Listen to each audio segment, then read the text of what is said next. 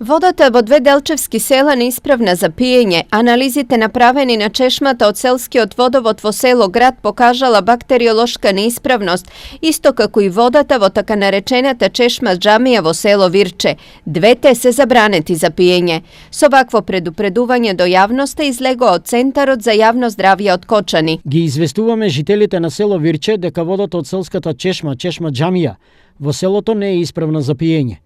Согласно резултатите од направените анализи на водата, констатиравме дека водата од селската Џамија чешма во село Вирче не одговара на законските и стручните прописи во однос на испитаните параметри за бактериолошка анализа.